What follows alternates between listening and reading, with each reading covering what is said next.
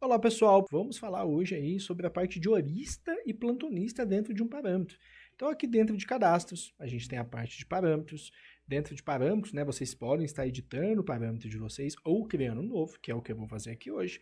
E dentro desse menu, o sistema vai trazer para a gente ali todas as regras que a gente pode configurar dentro de parâmetros. A gente já passou as anteriores em outros vídeos. Se tiver aí, né, se quiser saber sobre eles, pode estar assistindo no nosso canal do YouTube. Hoje o nosso foco é falar sobre o horista e o plantonista.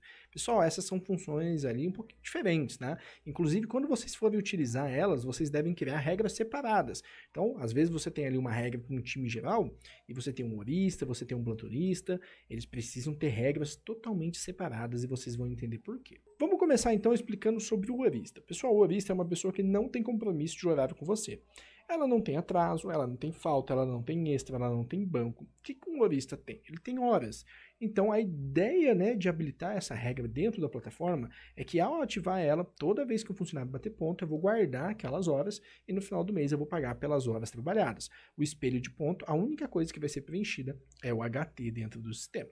Legal, pessoal, é bem simples configurar o horista. Quando eu ligo aqui o horista, a única coisa que ele vai me perguntar é: beleza, qual é o fechamento desse horista, né? Qual é o fechamento do dia dele? Então isso também precisa ser definido, a gente já falou isso no vídeo de horários, né? Mas a ideia do fechamento é o quê? Em algum momento a plataforma precisa entender o que aconteceu nas últimas 24 horas. Então eu vou colocar o fechamento clássico, né, das 23h59, que é quando o dia se encerra no último minuto do dia. Legal, então nesse caso, né? Deu ali as 0 horas, o sistema abre o dia 22, que é o dia que eu estou gravando aqui, e fica aguardando o horista bater ponto. O horista bateu ponto só dá 1 às 3. Beleza, deu 23h59, eu guardei essas 2 horas, abriu o próximo dia agora, né, que é o dia 23. E aí, novamente ele espera, agora o horista bateu ponto às 8, do meio-dia, da 1 às 5. Trabalhou 8 horas, deu 23h59, eu guardo esses pontos, guardo essas horas e vou para o próximo dia. Então, em algum momento, a gente precisa ter essa virada, né, esse momento de fechamento, para que o sistema consiga calcular.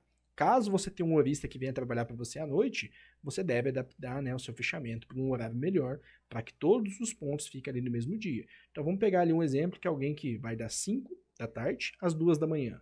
Se o fechamento fosse 23h59, a pessoa ia entrar, né, bater o ponto às 5, mas quando ela batesse o ponto da saída, já seria o próximo dia, porque o fechamento já teria ocorrido, né? Então, isso daria um problema no ponto do funcionário. Nesse caso, é mais interessante colocar um fechamento igual eu fiz aqui, 11h59, porque o dia, né, ia abrir, na realidade, ao meio-dia. Então, hoje, ao meio-dia, abriu-se o dia 22, e aí o sistema está esperando o funcionário bater ponto. O horista veio trabalhar das 5 da tarde às 2 da manhã, tranquilo. Quando der 11h59, o sistema encerra o dia 22 e ao meio-dia abre o dia 23. Então, né, como eu disse lá em horários, é como se a gente pegasse as 24 horas do dia do funcionário e colocasse um pouquinho mais para frente para se adaptar melhor, tá, ao horário desse funcionário. Tem também o plantonista. Pessoal, o plantonista é usado mais por médicos ali ou pessoas que passam das 24 horas, né, de trabalhos seguidas. Então, um problema do fechamento é que ele só pega de 24 em 24 horas. E quem trabalha mais, né? Quem, um médico ali, por exemplo, pega às 8 da manhã e vai até às 9 do próximo dia. E aí, como é que eu faço com essa pessoa?